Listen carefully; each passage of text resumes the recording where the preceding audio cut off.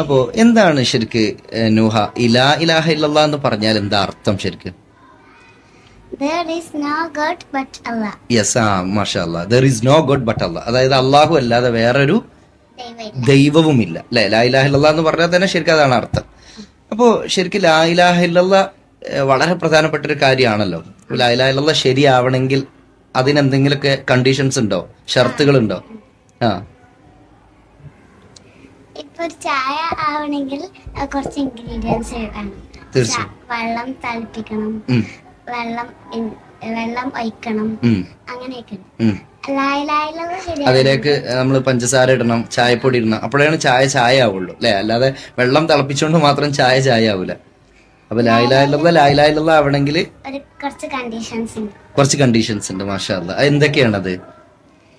ഒന്ന് ഇൽമ്, ഇൽമ് വേണം. ഓക്കെ. അൽ യഖീൻ, അൽ യഖീൻ, ഓക്കെ. ഇഖ്ലാസ്, അൽ ഇഖ്ലാസ്, അസ്സിദ്ഖ്, അസ്സിദ്ഖ്, അൽ മഹബ്ബ, അൽ മഹബ്ബ, അൽ ഖബൂൽ, അൽ ഖുബൂൽ, അൽ ഇൻഖിയാദ്. അൽ ഇൻഖിയാദ്. മാഷാ അല്ലാഹ്. 7 കണ്ടീഷൻസ് ഉണ്ട് അല്ലെ. Okay okay okay, good. ഇനി എന്താണ് ശരിക്കും ഈ ഓരോ കണ്ടീഷൻസും എന്താണ് ഉദ്ദേശിക്കുന്നത് എന്നൊന്ന് നമുക്ക് പറഞ്ഞു കൊടുത്തൂടെ നമ്മളെ കേൾക്കുന്നവരോട്? അൽ ഇൽമ് എന്ന് പറയുന്നത് ലാ ഇലാഹ ഇല്ലല്ലാഹ് ഫസ്റ്റ് അറിയണം. യെസ്, എന്താണെന്ന് അറിയണം അല്ലെ. ഇൽമ് ഉണ്ടാവണം, അതിനെപ്പറ്റി നമുക്ക് അറിവുണ്ടാവണം, നോളജ് ഉണ്ടാവണം. Yes, okay. അൽ യഖീൻ എന്ന് പറയുന്നത് ഇപ്പൊ അള്ളാഹു ഉണ്ടോ, ലാ ഇലാഹ ഇല്ലല്ലാഹ് ശരിക്ക് എന്ന് ഡൗട്ട് ഉണ്ടാവാനൊന്നും പാടില്ല. അതെ, അതായത് അള്ളാഹു there is no God but Allah, അല്ലാഹ് അല്ലാതെ വേറൊരു ദൈവം ഇല്ല എന്ന് വിശ്വസിച്ചാൽ പിന്നെ അതിൽ എന്ത് ഉണ്ടാവാൻ പാടില്ല? ഡൗട്ട് ഉണ്ടാവും. യഖീൻ ഉണ്ടാവണം അല്ലെ, ഉറച്ചു വിശ്വസിക്കണം. ഓക്കെ, ഡൗട്ട് ഉണ്ടാവാൻ പാടില്ല. ഗുഡ്. അൽ ഇഖ്ലാസ്, ഇഖ്ലാസ്, ആത്മാർത്ഥതയോട് നമ്മള് പറയണം അല്ലെ. ലാ ഇലാഹ ഇല്ലല്ലാഹ് നമ്മൾ വളരെ ആത്മാർത്ഥതയോട് കൂടി പറയണം. ഓക്കെ ഓക്കെ ഓക്കെ, ആത്മാർത്ഥതയോട് കൂടി പറയണം ലാ ഇലാഹ ഇല്ലല്ലാഹ്. അതാണ് ഇഖ്ലാസ്. സിദ്ഖ് എന്ന് പറയുന്നത് സത്യസന്ധത. യെസ്, സത്യസന്ധത അത് നമ്മൾ സത്യസന്ധമായിട്ട് ചെയ്യണം. സത്യസന്ധമായിട്ടാണ് ലാ ഇലാഹ ഇല്ലല്ലാഹ് പറയേണ്ടത്, പ്രഖ്യാപിക്കേണ്ടതൊക്കെ. ഓക്കെ. പിന്നെ അൽ മഹബ്ബ, സ്നേഹം. സ്നേഹം ഉണ്ടാവണം നമുക്ക് എല്ലാരും കാട്ടിയും എല്ലാരും കാട്ടി സ്നേഹം ഉണ്ടാവുന്നത് അള്ളാഹുവിനോടാണ്. കാരണം അള്ളാഹുവാണ് നമ്മളെ സൃഷ്ടിച്ചതും പരിപാലിക്കുന്നതും നമുക്ക് ആവശ്യമായ വെള്ളം ഭക്ഷണം ഒക്കെ ഈ ഭൂമിയിൽ തന്നതൊക്കെ. അപ്പൊ നമുക്ക് എല്ലാവരെക്കാളും സ്നേഹം അള്ളാഹിനോടാവണം അല്ലെ.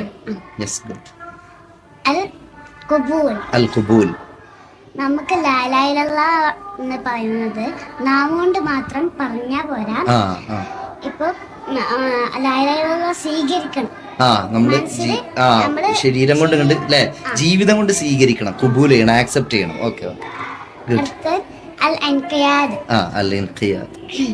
അല്ലാഹു ചെയ്യാൻ പറഞ്ഞത് ചെയ്യണം, ചെയ്യണ്ടെന്ന് പറഞ്ഞത് ചെയ്യരുത്, ചെയ്യാനും പാടില്ല. അതെ, അതായത് നമ്മള് ലൈഫിനെ മൊത്തം സബ്മിറ്റ് ആക്കണം. യെസ്, റബ്ബിന് മൊത്തം സമർപ്പിക്കണം അല്ലെ. അതാണ് ഇൻഖിയാദ്. മാഷാ അല്ലാഹ്, വെരി ഗുഡ്. അഹ്സൻതി, തബാറകല്ലാഹ്, ജാദകല്ലാഹു ഇൽമ അല്ലെ. അപ്പൊ നമ്മളിവിടെ കേട്ട പോലെ തന്നെ ലാ ഇലാഹ ഇല്ലല്ലാഹ് എന്താണെന്നും ലാ ഇലാഹ ഇല്ലല്ലാഹയുടെ 7 കണ്ടീഷൻസ് എന്താണെന്നുള്ളത്, ആ കണ്ടീഷൻസ് വളരെ പ്രധാനപ്പെട്ടതാണ്. കാരണം ലാ ഇലാഹ ഇല്ലല്ലാഹ് നമ്മൾ കേവലം പറഞ്ഞോണ്ട് മാത്രം കാര്യമില്ല, അതിൽ ശരിയാവണമെങ്കിൽ അതിന് ചില കണ്ടീഷൻസ് ഉണ്ട്.